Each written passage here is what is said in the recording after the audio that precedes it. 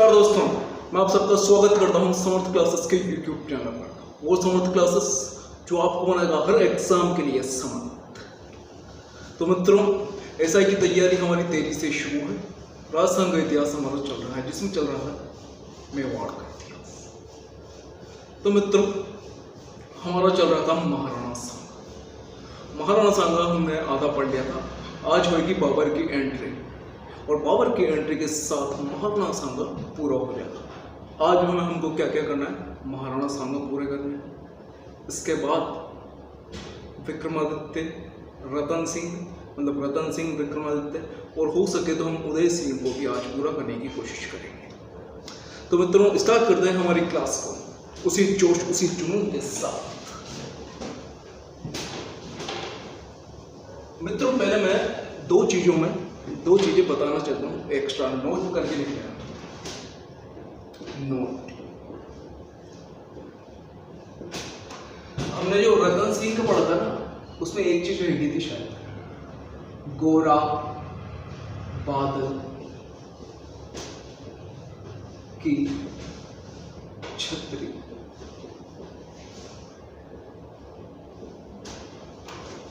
गोरा बादल की छतरी कहां पर है? ये गोरा बादल की छतरी। और दूसरी बात, महाराणा मुगल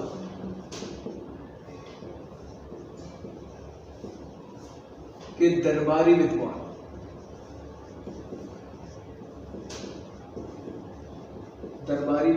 थे।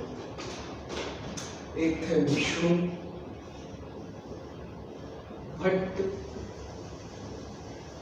और दूसरे हैं भगवान विष्णु का दूसरा नाम योगेश्वर। अब योगेश्वर की जगह मैंने गलती से धनेश्वर लिखवा दिया।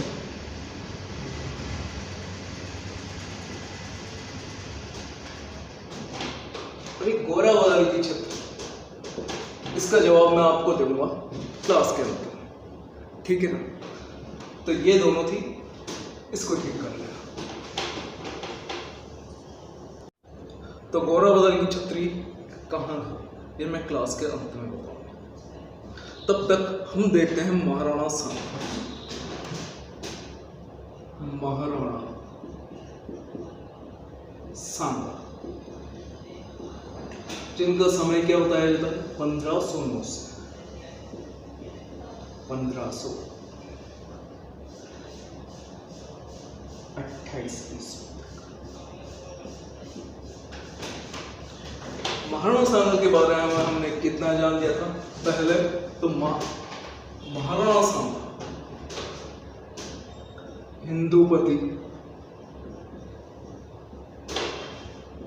हिंदूपथ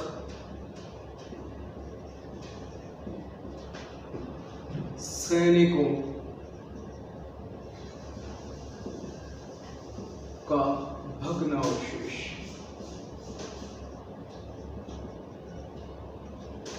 ये किसने कहा? Colonel toad.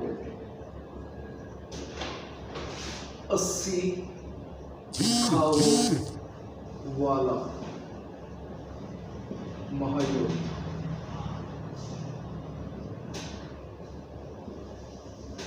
80 घावों वाला महायोद्धा, ये किसने कहा? मैंने। महाराणा सांगा। फिर हमने कहा पढ़ा था? इब्राहिम लोदी के साथ इनके कौन कौन से युद्ध हुए? इब्राहिम लोदी को इनकी जो प्रसिद्धि बढ़ रही थी उससे चढ़ी, तो वो आ गया भैया खातोली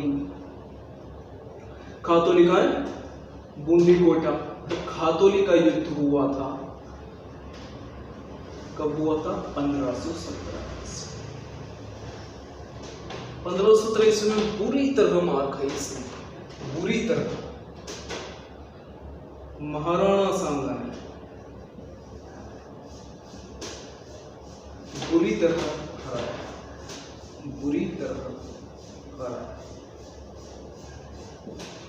ठीक है। फिर एक और दूसरा युद्ध कब हुआ था? बाड़ी या धौलपुर। का युद्ध, ये हुआ था 1518 या 19, ये समय बताओ। इस युद्ध में इब्राहिम लोदी की तरफ से था, इब्राहिम लोदी की तरफ से था मियां माखन, मियां माखन, और वो मियां हुसैन फरमुली वो तो किस तरफ चल गया था भैया, राणा सांगा की तरफ, राणा सांगा विजेता बने। और सबसे ये युद्ध जीतकर सबसे प्रबल शासक भी बने, सबसे प्रबल शासक महाराणा सिंह। इसके बाद क्या हुआ था, ये युद्ध हो गया। इसके बाद चंदेरी का मेदिनी राय महाराणा सांगा की शरण, चंदेरी का मेदिनी राय महाराणा सांगा की शरण में है, महाराणा सांगा की शरण में। तो इसको मेदिनी राय को गागरोन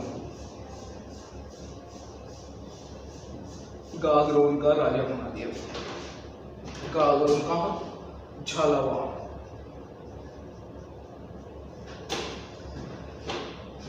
ये किससे बचकर आया था, मालवा के महमूद खिलजी सेकंड से। तो यहां हुआ था, फिर इसको चैन नहीं पड़ी तो गागरोन पहुंच गए। गागरोन का युद्ध, गागरोन का युद्ध, इसका समय बताया जाता है 1519 ईस्वी। गागरोन के युद्ध में महमूद खिलजी सेकंड वीएस महाराणा सांगा।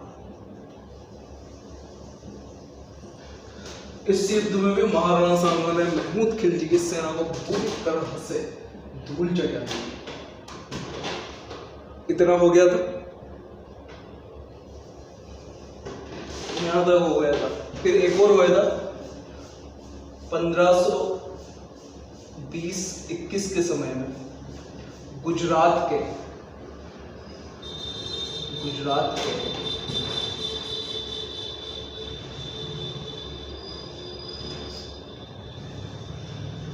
मुस्तफा शाह को हराकर हारमल को ईडर का शासक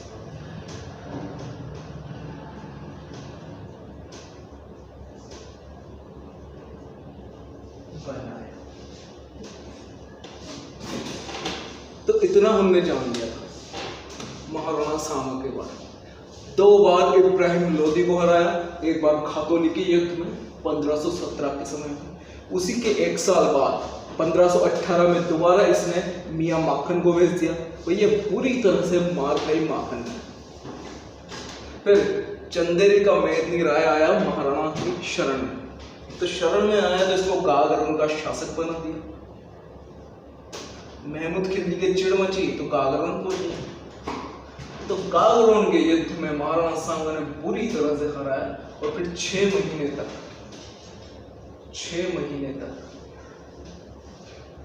कैद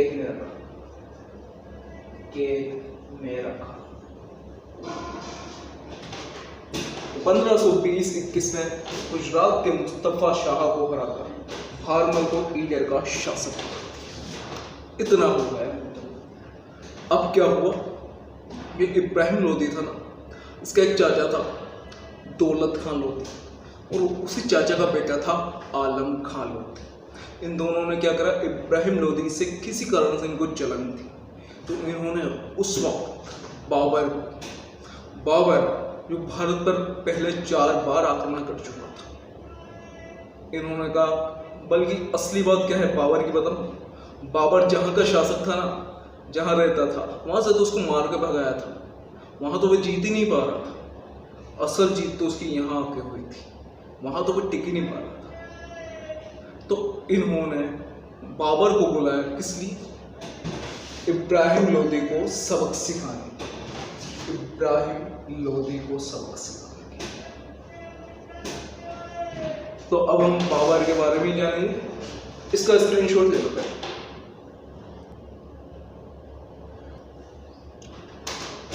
अब कहानी क्या थी, इसकी एक एक बात को बारीकी से समझना। जब एक बार बारीकी से मैं बता रहा हूं, आप तो बस ध्यान दो, एक एक प्रश्न क्लियर हो जाए। तो बाबर कौन था? उमर शेख मिर्जा, उमर शेख मिर्जा, जो तैमूरलंग का वंशज था, और इसकी मां कुतलुक निगार खानम, ये थी चंगेज खान,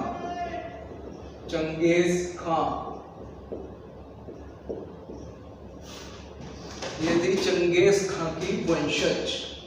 तो बाबर किन का? तैमूरलंग और चंगेज खान दोनों का वंशज हो गया बाबर। और इस बाबर का पूरा नाम क्या था?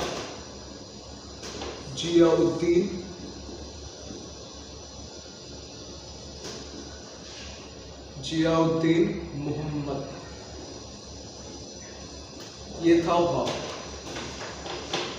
ये भारत पर 1519 से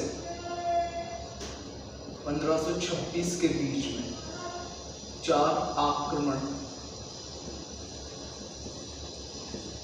कर चुका था। तो क्या हुआ, यहाँ इब्राहिम लोदी के चाचा, क्या नाम था? दौलत खान लोदी और चाचा का बेटा आलम खान लोदी,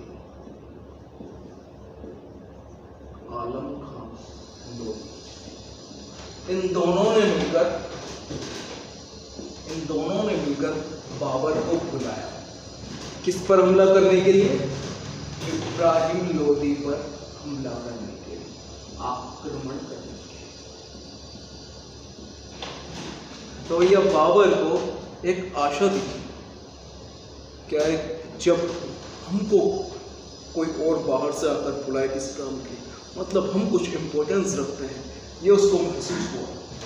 तो बाबर आया। पहले इसने जब आक्रमण किया ना, सिर्फ लूटपाट करने के लिए कर रहे थे, है ना, लेकिन अब इसने बाबर ने जमने की सोच ली। तो बाबर आया। अब एक बात होती है, हम कहीं जा रहे हैं ना, तो हमको वहां के बारे में पता करना पड़ता है। तो बाबर ने पता किया, उस समय का सबसे ताकतवर शासक जिसने इब्राहिम लोदी को हरा रखा था, वो थे महाराणा सांगा।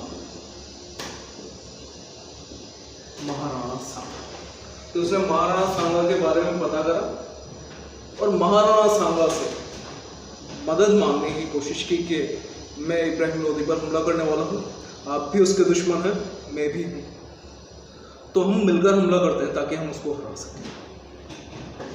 और ये इन दोनों के बीच में ये काम करा था सलहदी तमर ने।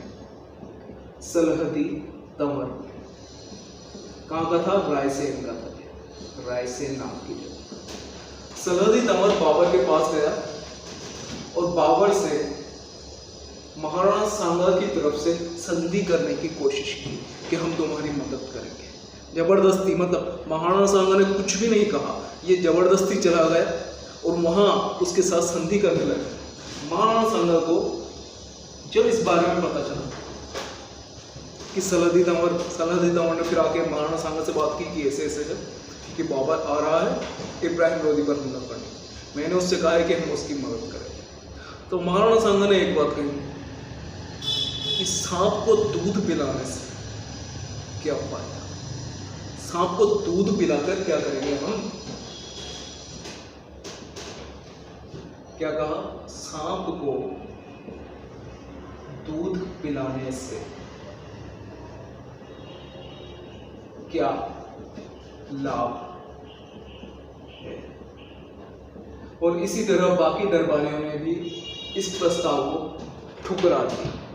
और ये बात हमको पता चलती है कहाँ पे, बाबर की किताब है एक तुजुक बाबरी पुस्तक से, कि यह बात कि सलाहदीन अमर गया था बाबर के पास। इसके बाद क्या हुआ, बाबर आया, बाबर और इब्राहिम लोधी के बीच में ये पानीपत में 1526 ईस्वी में, पानीपत में 1526 ईस्वी में युद्ध हुआ। बाबर और इब्राहिम लोधी,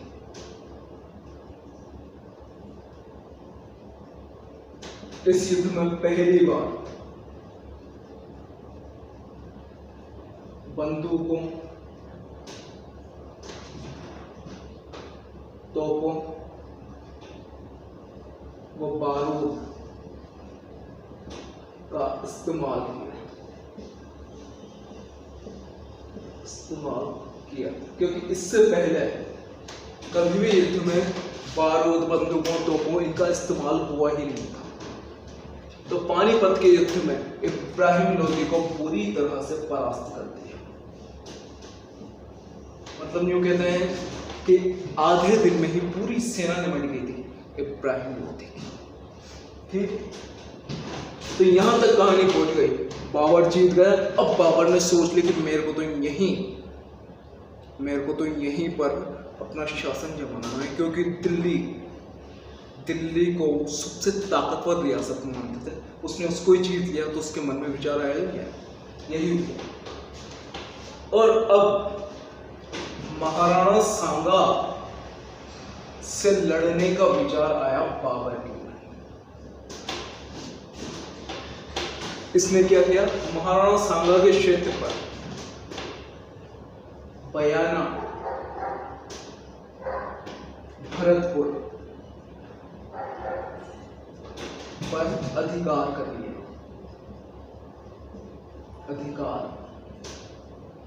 लिया।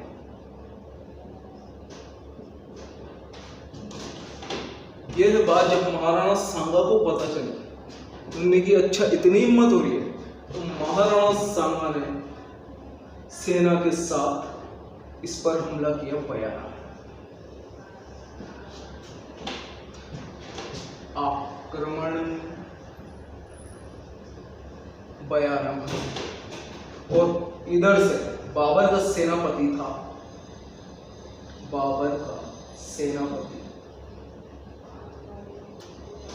आराम से नाम याद हो जाएगा, मेहंदी होती है ना हाथ में लगाने वाली, वह मेहंदी और ख्वाजा,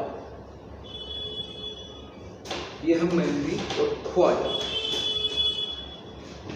तो यहां युद्ध हुआ बयाना का युद्ध। कब हुआ, 16 फरवरी 1527। 16 फरवरी 1527 को महाराणा सांगा के सैनिक और मेहंदी ख्वाजा जो बाबर का सेनापति था, इनके मध्य युद्ध हुआ बयाना का। कब, 16 फरवरी 1527। इसका स्क्रीनशॉट देख लो एक बार, फिर भी स्क्रीनशॉट लेने से पहले एक बार देख भी लो। बाबर तैमूरलंग और चंगेज खां का वंशज जियाउद्दीन मोहम्मद इसका नाम था। 1519 से 1526 तक 4 आक्रमण कर चुका था और ये पानीपत का युद्ध यह था 5वां आक्रमण। इसको बुलाने वाले थे इब्राहिम लोदी के चाचा दौलत खान लोदी और चाचा का बेटा आलम खान लोदी। बाबर के साथ सलहदी तमर ने, रायसेन के सलहदी तमर ने संधि करने की कोशिश की, लेकिन महाराणा सांगा ने मना कर दिया। इस बात की हमको पुष्टि मिलती है तुजुके बावरी से। अब बाबर को तो ऐसा लगा ना कि जैसे महाराणा सांगा ने जब पानीपत के युद्ध में साथ नहीं दिया तो धोखा किया, तो बाबर ने इनके ऊपर हमला करने का निर्णय लिया और अपने सेनापति मेहंदी ख्वाजा को बयाना पर आक्रमण करने, उस पर अधिकार करने के लिए भेज दिया। तो महाराणा सांगा भी इधर आ गए। तो बयाना का युद्ध होता है 16 फरवरी 1527। ठीक है, अब स्क्रीनशॉट ले उसका।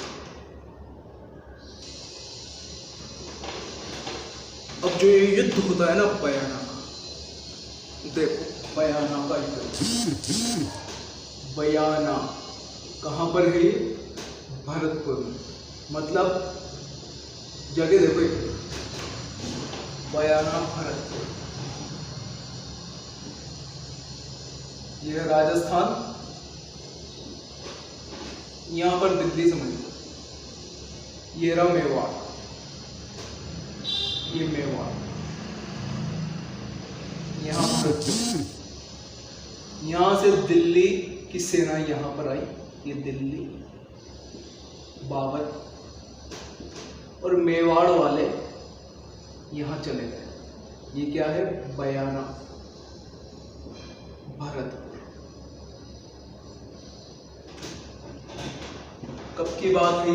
16 फरवरी 1527।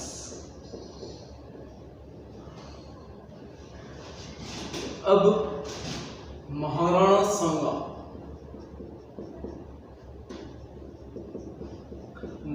सांगा वीएस मेहंदी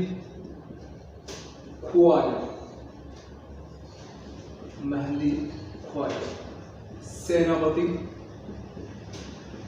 किसका? बाबर का। इनके मध्य बहुत घमासान युद्ध।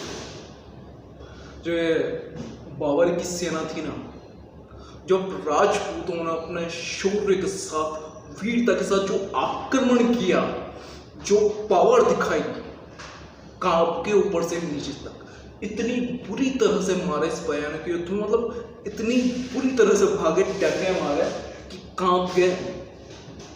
और कांपते हुए इस युद्ध में महाराणा सांगा ने बुरी तरह पराजित किया।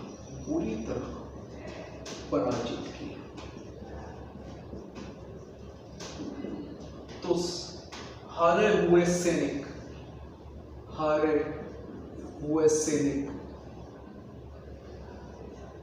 पहुंचे बाबर के पास।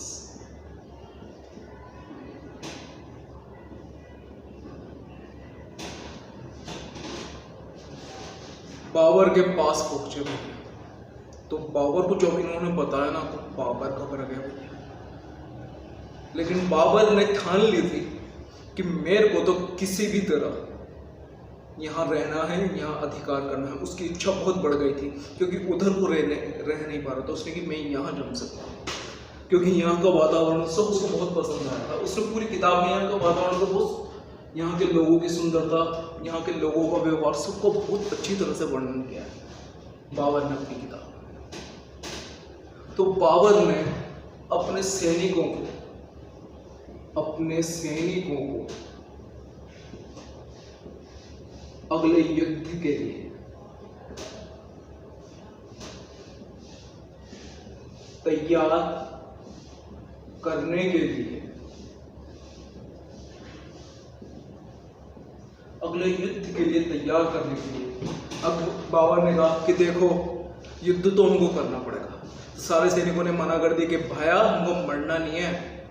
उनको लड़ते हुए देखा है राजपूतों को पहले कभी, अब जिंदगी में आज तक नहीं देखा हमने ऐसा युद्ध करते हुए किसी को। तो बाबर ने कि तुमको मेरे शराब पीने से समस्या है ना, पहला शराब पीना छोड़ दो, शराब पीना छोड़ दो। सैनिकों ने कि तू शराब पी या मत पी हमको कोई मतलब नहीं। तो फिर इसने की सोना चांदी सभी सैनिकों में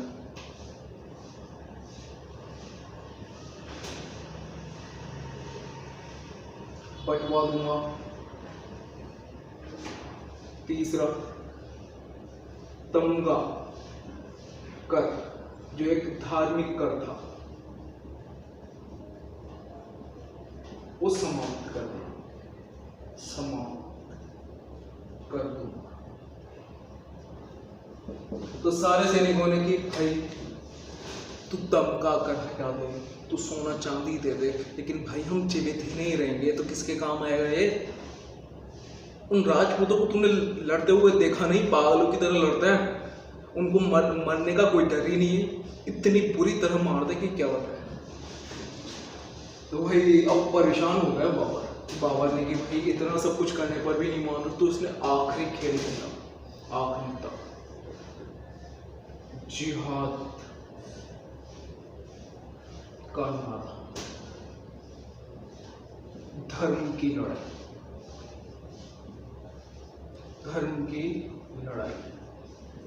जिहाद का नारा देकर इसने सारे सैनिकों को धर्म की लड़ाई लड़ने के लिए तैयार कर दिया, मरना या मारना। इसने कहा कि हम धर्म की लड़ाई लड़ रहे हैं, हम धर्म फैलाने की लड़ाई लड़ रहे हैं, इसमें हम अगर मर भी जाए ना तो भी कोई गम नहीं है। तो अब सारे सैनिक धर्म के नाम से तैयार हो गए युद्ध में। तो अब शुरुआत होती है अगले युद्ध की। अगले युद्ध के लिए इधर तो ये सारे सैनिक तैयार हो गए, अब उधर महाराणा सांगा ने राजपूतों की पुरानी परंपरा पाती पर्वन का मतलब है जितने भी राजपूत हैं सारे राजपूत मिलकर एक छत्र के नीचे लड़ेंगे, किनको? विदेशियों को भगाने के लिए। पहले इसको उतार लो, स्क्रीनशॉट ले लो, फिर अलग से रखना है।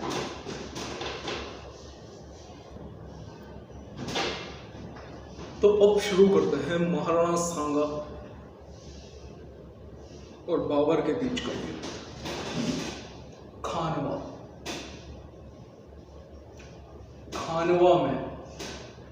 कहां पे? रूपवास भरतपुर में।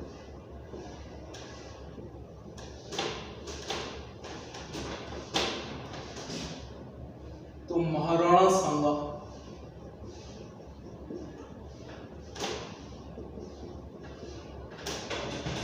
और बाबर दोनों युद्ध के लिए तैयार थे।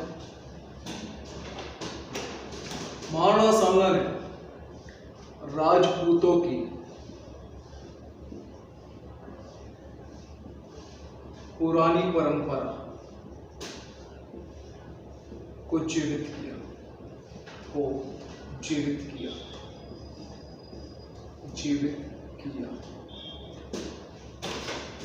कौन सी परंपरा? पाती पर्वन मतलब सभी राजपूत मिलकर एक छत्र के नीचे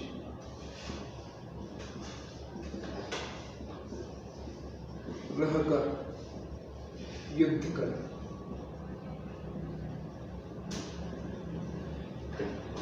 किनके खिलाफ? विदेशी जातियों के, विदेशी चाबी। तो देखो किन किन को इकट्ठा करा। आमेर के पृथ्वीराज कछवा,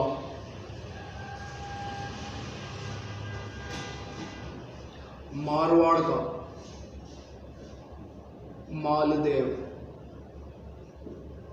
कौन सा मालदेव? राव गंगा का पुत्र, राव गंगा का पुत्र। इसके अलावा चंदेरी का मेदिनी राय, मेदिनी राय। मेड़ता का वीरम देव, बीकानेर का राव कल्याणमल, राव कल्याणमल। वागड़ डूंगरपुर, ये वागड़ डूंगरपुर का कौन था? उदय सिंह।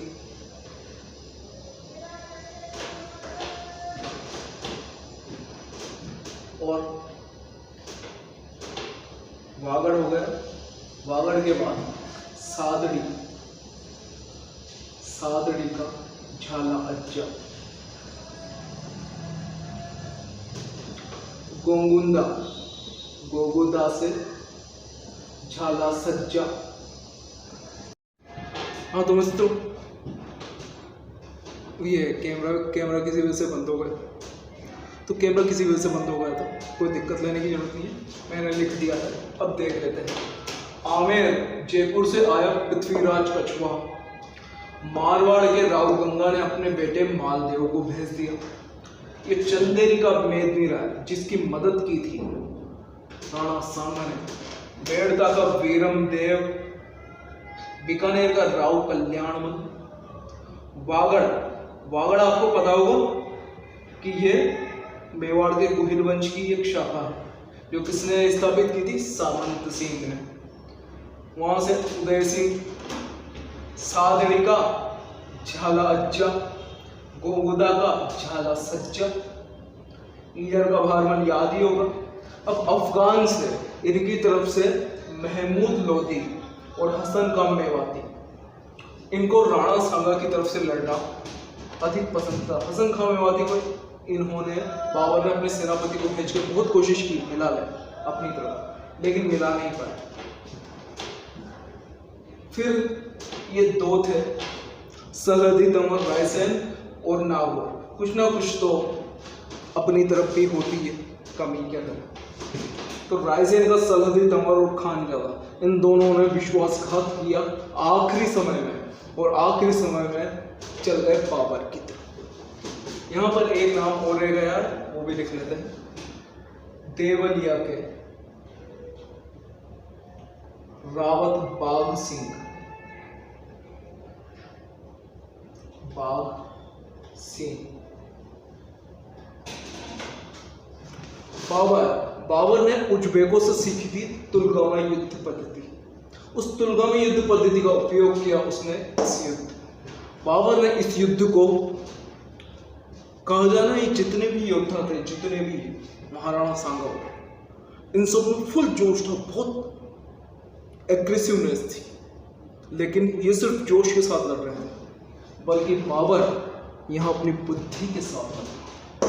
तुलगामा युद्ध पद्धति उज्बेकों से सीखी, तोपों का उपयोग करा, जो तोपची थे प्रमुख, मुस्तफा अली और उस्ताद अली।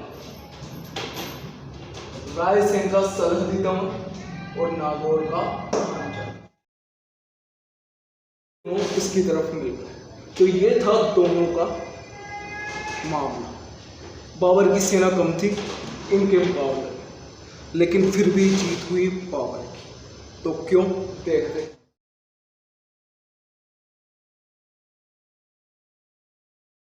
अब देखो, तो महाराणा सांगा की सेना थी ना, ये महाराणा सांगा की सेना, यहाँ पर प्रमुख प्रमुख प्रमुख जो भी अपनी सेना का प्रमुख था वो सब यहाँ खड़े हो गए और इनके पीछे छोटी छोटी सेना, इस तरह से इनकी सेना। यहाँ बात की जाए बाबर की, तो बाबर ने यहाँ सामने ये डेरा, यहाँ तोपें लगवाई।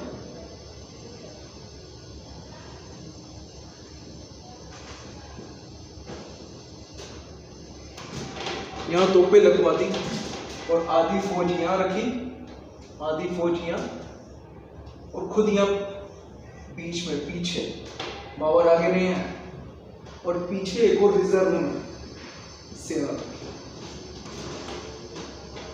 अब इस जो ये थी ना सेना, इसकी सबसे बड़ी कमी यह थी कि महाराणा सांगा ने खुद नियंत्रण में न लेकर पूरी सेना का नेतृत्व न करते हुए सब जितने भी राजा थे सब अपनी अपनी सेना का नेतृत्व कर रहे थे, तो कोई भी एक दिमाग से नहीं चल रहा था, सब सिर्फ पूरे जोश के साथ लड़ रहे थे और इसने लगाई बुद्धि।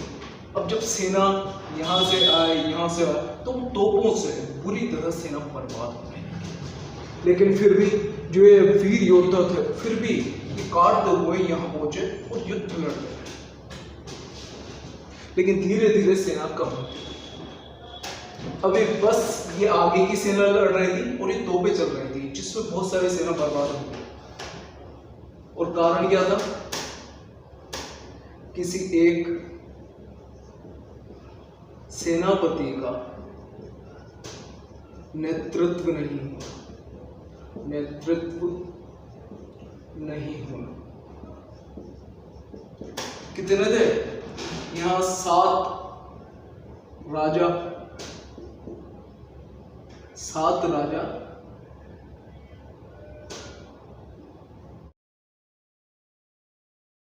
और 104 छोटे सरदार।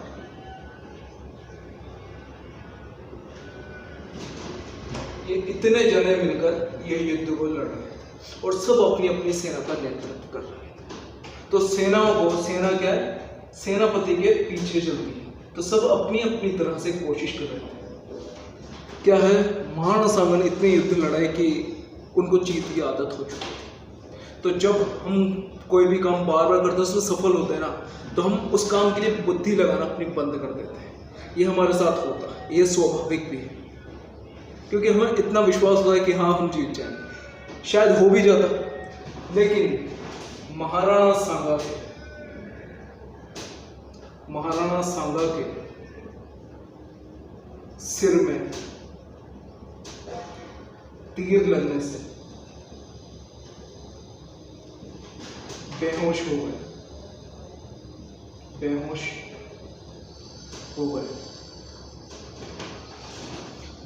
गए। तब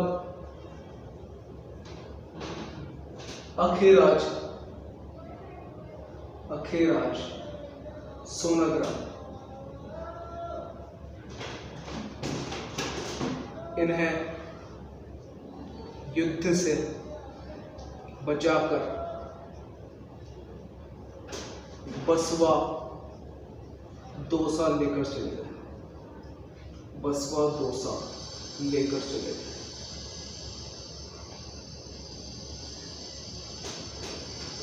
बसवा दौसा लेकर चले गए, जहां महाराणा सांगा का स्मारक है। कहां पर? बसवा दौसा।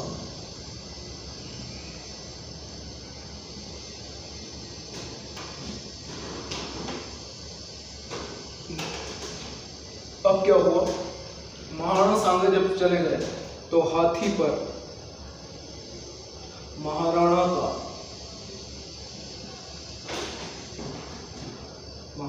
का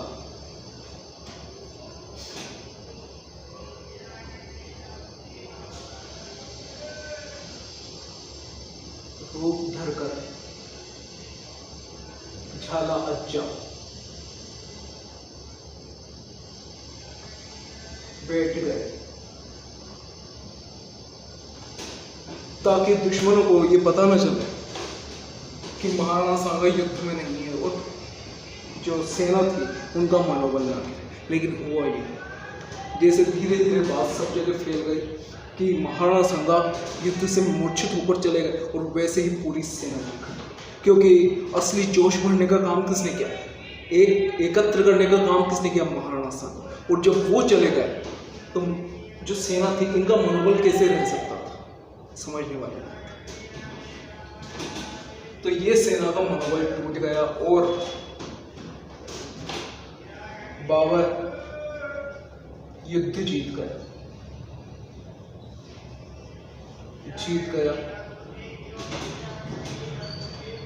और गाजी की उपाधि दान और गाजी की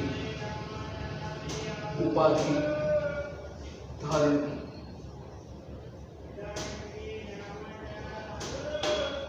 गाजी की उपाधि धारण बाबर,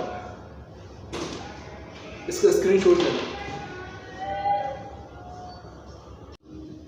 तो इसी तरह खानवा का युद्ध समाप्त हो गया। अब खानवा का युद्ध समाप्त होने के बाद जब बसवा दौसा में महाराणा सांगा को होश आया तो वो आग बबूला हो गया और दोबारा उसके साथ युद्ध करने को तैयार हो गए। दोबारा बाबर के साथ युद्ध करने को जाना चाहते थे। बड़ी मुश्किल से उनके सरदारों ने उनको समझाया कि अभी हम कमज़ोर हैं, हमारी स्थिति वो नहीं है कि हम युद्ध कर सकें। तो फिर क्या हुआ, बाबर ने युद्ध जीतने के बाद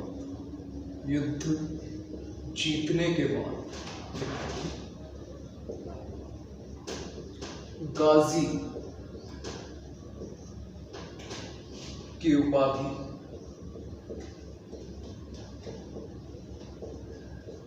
धारण की। गाजी मतलब काफिरों को मारने वाला।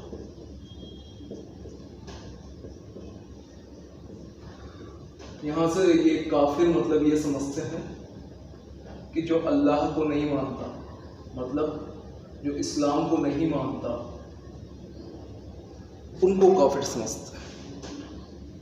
बल्कि काफिर का मतलब असली अगर हम देखें तो असली काफिर का मतलब जो ईश्वर, जिनको अल्लाह कहते हैं, ईश्वर कहते हैं, भगवान कहते हैं, उनकी सत्ता को जो नहीं मानता है, उनके अस्तित्व को जो नहीं मानता है,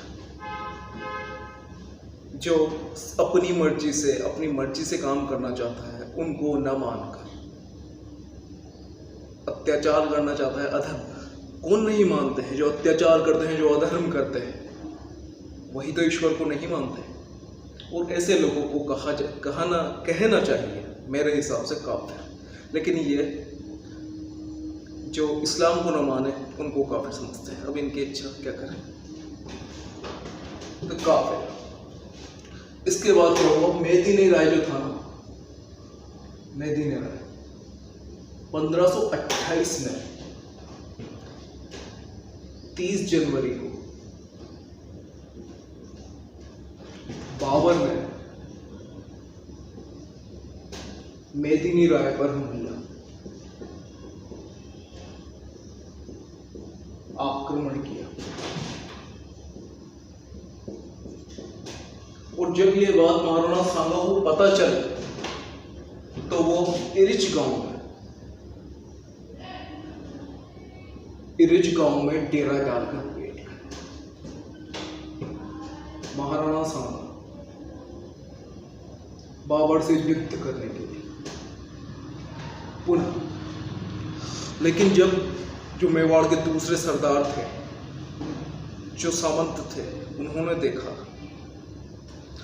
देखा कि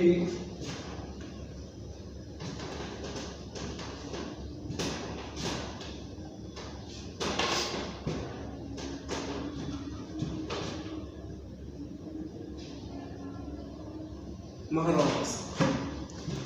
जब महाराणा सांगा को ये पता चला कि बाबर ने मेदिनी राय पर हमला करा तो उनका दोबारा खून खोल गया और महाराणा सांगा ने दोबारा उससे युद्ध करने की ठान ली और पहुंच गए इर्च गांव में, क्योंकि वो इर्च गांव से होकर गुजरता।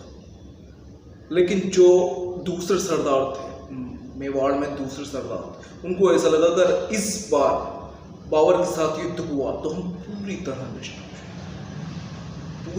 नष्ट हो जाएंगे और वो ऐसा नहीं चाहते। इसलिए उन्होंने महाराणा सांगा को जहर दे दिया।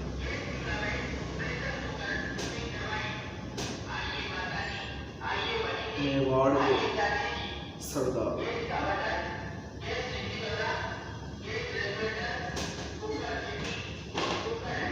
तो महाराणा सांगा की मृत्यु हुई कालपीन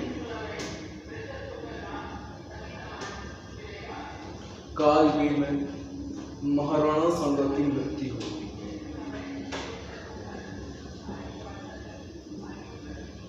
मृत्यु हो गई। फिर इनको यहां से ले जाया गया मांडलगढ़,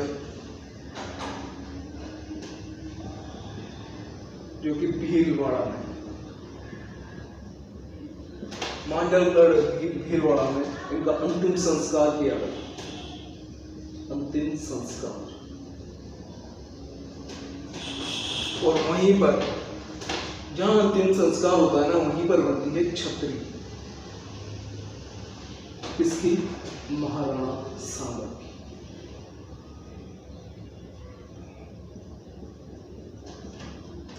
तो मांडलगढ़ भीलवाड़ा में इनका अंतिम संस्कार हुआ तो छतरी कहाँ बनेगी?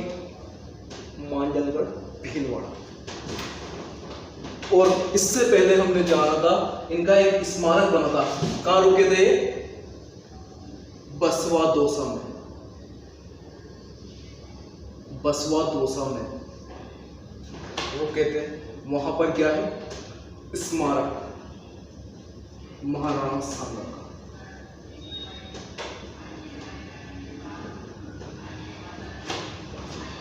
यह छतरी किसने बनवाई? यह छतरी कहते हैं अशोक परमार ने। अशोक परमार ने बनवाई।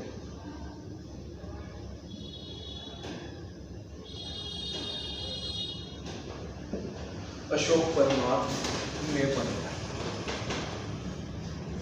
यहां पर महाराणा सांगा की कहानी खत्म हो जाती है। लेकिन महाराणा सांगा के लिए बाबर ने स्वयं ने कहा है सबसे प्रबल हिंदू शासक, सबसे प्रबल हिंदू शासक उस समय इनके राज्य की आमदनी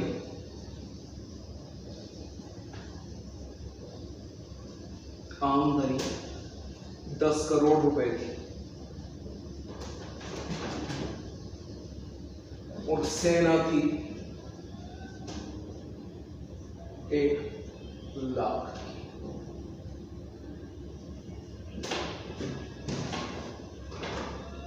बाबर स्वयं कहता है यही तो होती है एक पहचान। बल हार गए, लेकिन किस तरह युद्ध उन्होंने किस तरह किया कि उनका शत्रु भी उनकी तारीफ कर रहा है, उनका शत्रु भी उनको नमन कर रहा है, वो भी उनके लोहे को मान रहा है। इसलिए महाराणा सांगा को अभी हम क्यों याद करते हैं? क्योंकि उनके पराक्रम जो इस धरती पर अभी तक व्याप्त है वो हमें महसूस होता है, वो उनके कर्म है।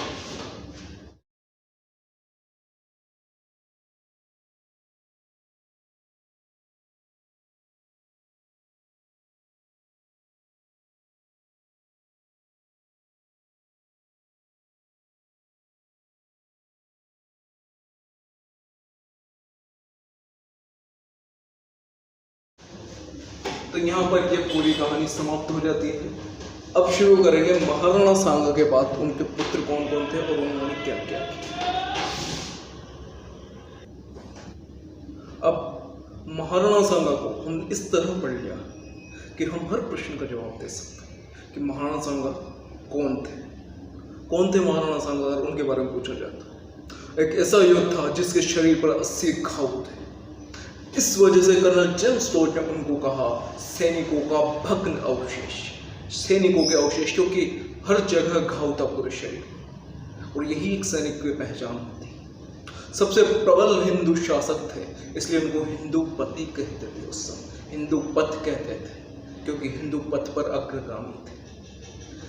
इसके बाद इनके लिए प्रश्न पूछा जाता है इब्राहिम लोदी के साथ क्या क्या था इनका। तो ये देखो मेवाड़ और ये इब्राहिम लोदी। इब्राहिम लोदी को अपना वर्चस्व इनके सामने स्थापित करना था, तो क्या हुआ, इब्राहिम लोदी यहां गया भैया। कहां पर? खातौली में। खातौली में जो कहा है बूंदी कोटा, खातौली में मेवाड़ महाराणा सांगा ने, खातौली में जो युद्ध हुआ उसमें महाराणा सांगा विजयी रहे।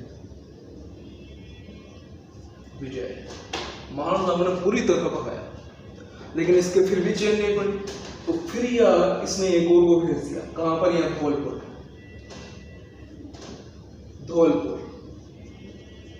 धौलपुर या बाड़ी धौलपुर में फिर से भेज दिया इन्होंने। किसको भेजा? मियां माखन को। मियां माखन और मियां हुसैन फरमूली। मियां हुसैन फरमूली,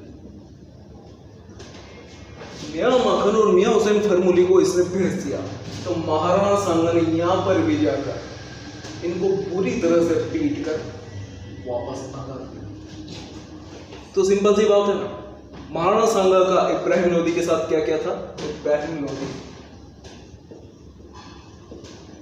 पहले यहाँ खातौली बूंदी में आया, तो महाराणा सांगा ने यहां से भी मारा। फिर यहाँ धौलपुर बाड़ी में मियां माखन को भेज दिया। मियां हुसैन फरमूली तो इनकी तरफ ही हो गई, तो मियां माखन को यहाँ भी बहुत बुरी तरह से मारा। ये तो इब्राहिम लोदी, यहाँ इब्राहिम लोदी की कहानी है। फिर यहाँ मालवा का महमूद खिलजी। अब ये महमूद खिलजी प्रथम, सेकंड, इसको चंदेरी के मेदिनी राय को भगा दिया इसने, महमूद खिलजी ने। तो चंदेरी का मेदिनी राय गया, मेदिनी राय महाराणा सांगा के पास पहुंच गया। महाराणा सांगा ने उसको गागरोन भेज दिया। तो महमूद खिलजी आक्रमण करने के लिए गागरोन पहुंच गया और गागरोन से बुरी तरह से पराजित कर फिर भेज दिया। कब? 6 महीने बाद। 6 महीने बाद गागरोन के युद्ध में बंदी बना लिया। तो ये हुआ था उस समय, इतना हमने जान लिया, ठीक है ना। अब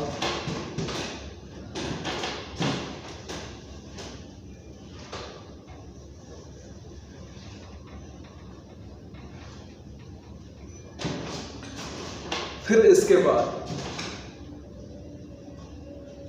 यहां भरतपुर में 2 युद्ध हुए, बयाना का और खानवा का। ये तो कब हुआ था? ये 1519 में हुआ था, ठीक है ना। वो खातौली का 1517 में और वो बाड़ी का 1518 या 19 में। ये युद्ध हुआ 16 फरवरी 1527 को। खानवा का युद्ध हुआ 17 मार्च को, मतलब यूं लोग 1 महीने बाद खानवा का युद्ध हुआ। तो यही प्रश्न पूछे जाते हैं महाराणा सांगा के बारे में कि भैया खातौली का युद्ध कब हुआ, किसके बीच में हुआ। तो हमको याद, खातौली में और बाड़ी के युद्ध में इब्राहिम लोदी को पूरी तरह से हराया। वहीं यह गागरोन, झालावाड़, ये गागरोन का जो किला है, गागरोन का किला तीनों ओर से पानी से घिरा, जलदुर्ग। तो वहाँ बुरी तरह से पराजित कर महमूद खिलजी को भी भेज दिया। तो यह महाराणा सांगा का काम बिल्कुल खत्म हो जाता। महाराणा सांगा अब पढ़ेंगे महाराणा सांगा के आगे।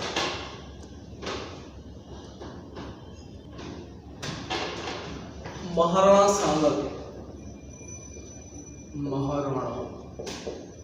सांगा के चार पुत्रों के बारे में हमें पता चलता।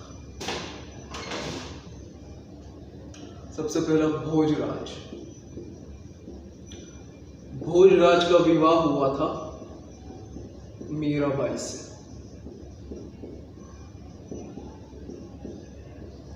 मीराबाई से विवाह हुआ था, फिर कहते हैं कि खानवा के युद्ध में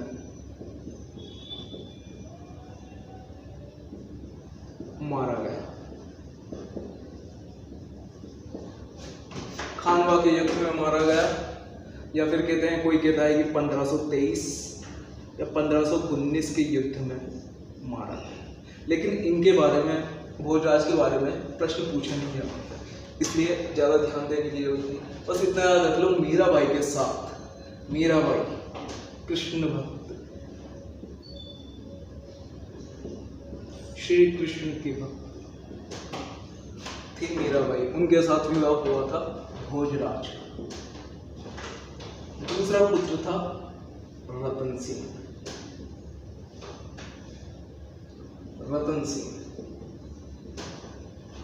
रतन सिंह 1528 से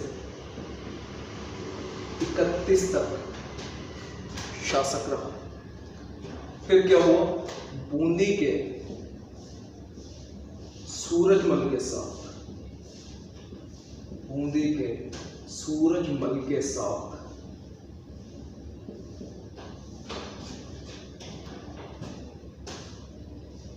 शिकार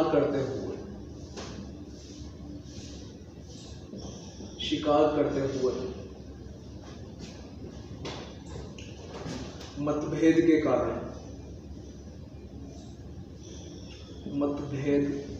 कारण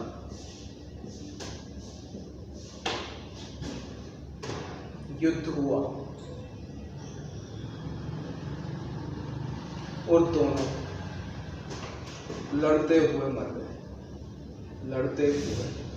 आपस में मर गए।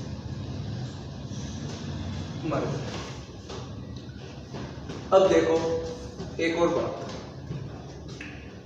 महाराणा सांगा की दो पत्नियां थी, धनबाई और कर्मावती।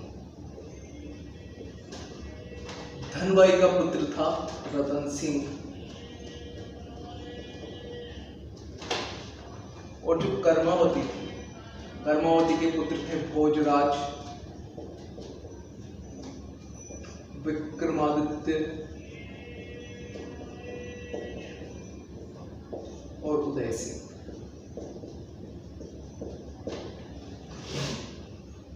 कहा जाता है कि रतन सिंह ने, महाराणा सांगा ने जो रणथंभौर का किला था ना, रानी कर्मावती को दे रखा। रणथंभौर ने रानी कर्मावती से मांगा था, लेकिन रानी कर्मावती ने दिया। और जब इनका शासन था रतन सिंह का, तो रानी कर्मावती वहीं रहती थी, यहाँ नहीं रहती थी। रानी कर्मावती बूंदी के हाड़ा शासक की पुत्री थी, हाड़ा शासक की पुत्री रानी कर्मावती। तो भोजराज, रतन सिंह, विक्रमादित्य और उदय सिंह,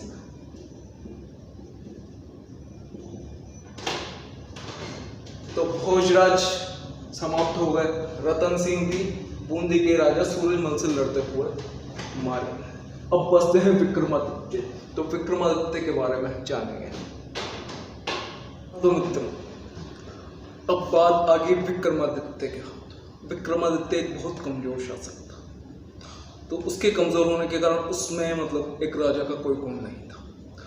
नाम तो कहते हैं कि विक्रमादित्य जो सबसे महान राजा था, मतलब एक राजा में जो गुण होने चाहिए वो सारे गुण उनमें थे विक्रमादित्य, जिनके बारे में हम कहानी भी सुनते हैं।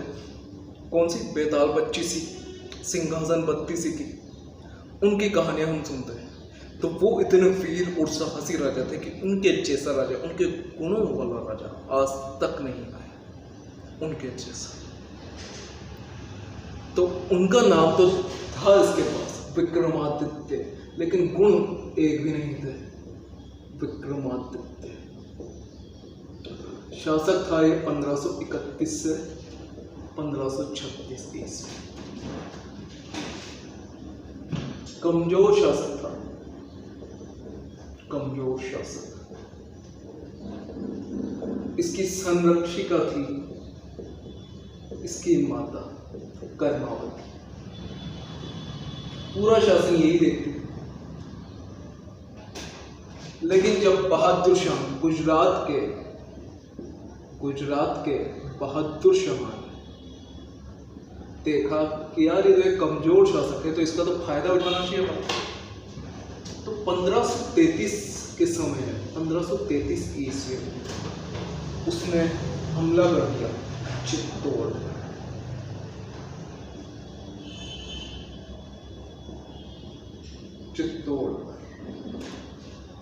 और चित्तौड़ को संभाल रही थी रानी कर्मावती।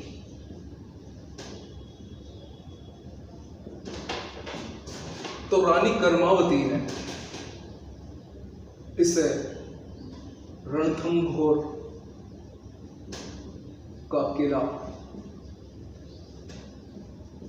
वो धन देकर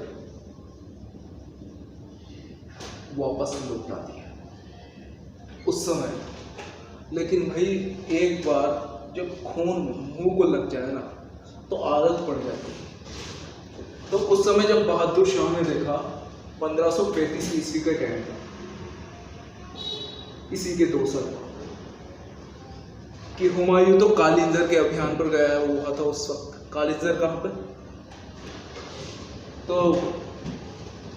तो इसने देखा कि हुमायूं भी कालिंजर के अभियान पर गया। तो इसने देखा कि हुमायूं भी उधर गया हुआ, तो अपन क्या करते हैं, इधर दोबारा फायदा उठा लें। तो 1535 में बहादुर शाह दोबारा आया। बहादुर शाह दोबारा आया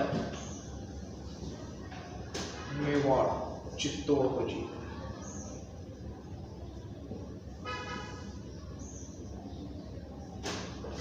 चित्तौड़ पर हमला। कौन? बहादुर शाह। तो बहादुर शाह से बचने के लिए रानी कर्मावती ने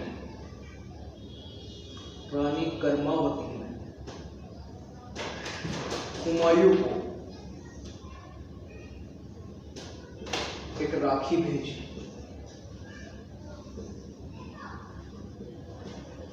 हुमायूं को एक राखी भेजी जो क्या था, मुगल शासक, ताकि वो आए और चित्तौड़ की बहादुर शाह से रक्षा करे। लेकिन हुमायूं नहीं आया। तो जब, क्योंकि रानी कर्मावती जानती थी कि शासन इतना मजबूत नहीं है, ना ही हमारी शक्ति, क्योंकि खानवा के युद्ध के बाद चित्तौड़ की शक्ति बहुत कमजोर हो गई थी, तो बहादुर शाह से युद्ध भी नहीं कर सकती थी। तो इन्होंने सोचा सिर्फ एक ही रास्ता, याद है साका, तो अब होगा दूसरा साका। स्क्रीनशॉट ले लो इसका।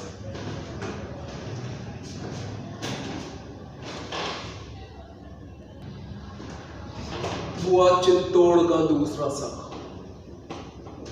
चित्तौड़ का दूसरा साका। ये आता है क्वेश्चन, चित्तौड़ का दूसरा साका कब? 1535 यानी कि 5 मार्च 1535 ईस्वी को रानी कर्मावती ने, जो महाराणा प्रताप की दादी के, महाराणा प्रताप की दादी,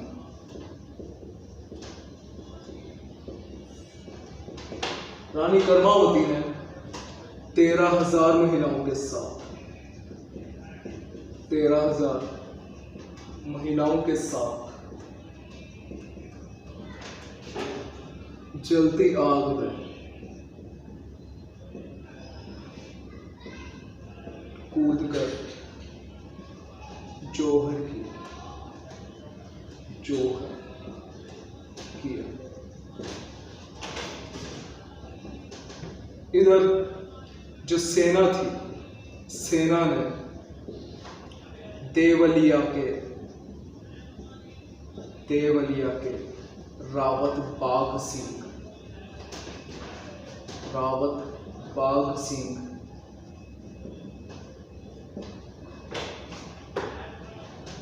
व राणा सज्जन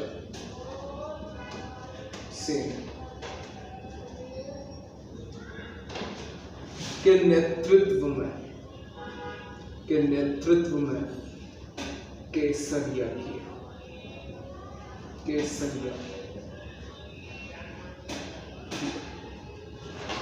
क्या ये करने से पहले विक्रमादित्य वो उदय सिंह को बूंदी ननिहाल में भेज दिया तो वो जिंदा बच गए।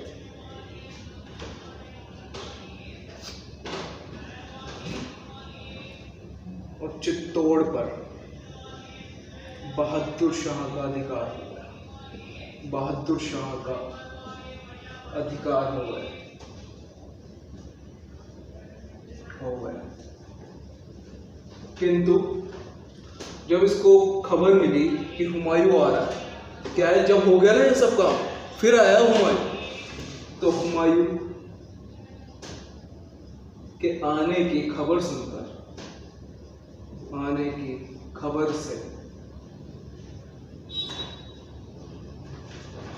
बहादुर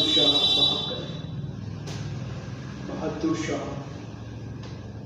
भाग गए। हुमायूं के आने की खबर सुनकर बहादुर शाह भाग गया और कहते हैं कि भागकर ये नाव में बैठ के जा रहा था तो नाव पलट गई, नदी में डूबकर ये वहीं मर गए।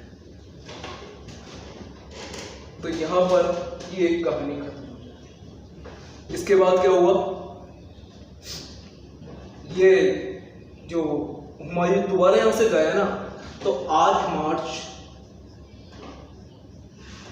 1536 को पुनः विक्रमादित्य को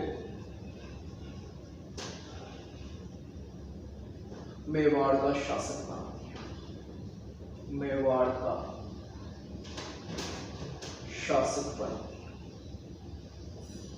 शासक बना दिया।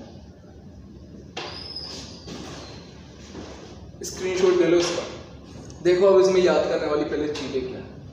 1535 में चित्तौड़ का जब दूसरा साका हुआ तो उसमें केसरिया किया देवलिया के रावत बाघ सिंह, क्योंकि चित्तौड़ की जिम्मेदारी इन्हीं को सौंप दी थी। और रानी कर्मावती ने 13,000 महिलाओं के साथ जौहर किया। चित्तौड़ पर बहादुर शाह का अधिकार हो गया था, हुमायूं के आने पर भाग गया। इसलिए 8 मार्च 1536 को पुनः विक्रमादित्य का मेवाड़ पर अधिकार करवाकर शासक बना दिया। जो मेवाड़ के सरदार थे उन्होंने दोबारा अधिकार कर लिया और शासक बना दिया। तो इसका स्क्रीनशॉट ले लो। हाँ तो मित्रों,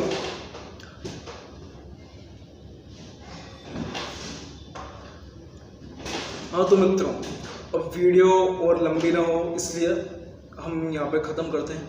अब हम पढ़ेंगे कल पनवीर, उदय सिंह और महाराणा प्रताप। महाराणा प्रताप की शुरुआत हो जाएगी। महाराणा प्रताप 1-2 दिन ज़्यादा चलेगा। तो यहाँ पर हम ख़त्म करते हैं। अब लास्ट क्वेश्चन क्या था, गोरा बदल की छतरी का। तो मैंने एक हिंट दिया था गोरा बादल।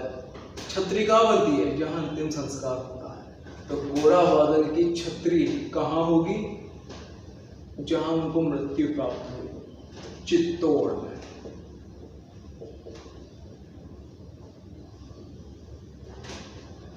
बस यही थी ये बात। तो धन्यवाद, जय हिंद, जय भारत। आगे भी हम आपके साथ ऐसे ही बने रहेंगे और आपके हर प्रश्न को, हर समस्या को एक बार आप इस क्लास को देखने के बाद इस टॉपिक से जुड़े जितने भी प्रश्न है ना, एक बार हल कर कर देखना। आपको सब अपने आप याद है, क्योंकि आपके दिमाग में कहानी बन चुकी है, इमेज बन चुकी है। महाराणा सांगा ने कौन कौन से किसके साथ कैसे युद्ध किए, महाराणा कुंभा ने कौन कौन से युद्ध किए, सबकी कहानी आपके दिमाग में फिट है, इमेज बन गई है। अगर आप सिर्फ एक दो बार और देखेंगे ना, जिसमें आपको ये याद हो जाएगा, पूरा ध्यान रहेगा कि कब कौन सा कहाँ और कैसे युद्ध, क्योंकि मैंने हर चीज़ का चित्र बनाकर आपके दिमाग में इमेज बनाने की कोशिश की है। तो इसीलिए मैं और बेहतर करने की कोशिश करूँगा अपने आप को। मैं जानता हूँ अभी मैं उतना बेहतर नहीं कर पा रहा, लेकिन मैं और बेहतर करने की कोशिश करूँगा। तब तक के लिए धन्यवाद, जय हिंद, जय भारत। तो दोस्तों, ये कुछ प्रश्न हैं जिनको हल कर कर आप अपनी तैयारी को बेहतर बना सकते हैं। धन्यवाद।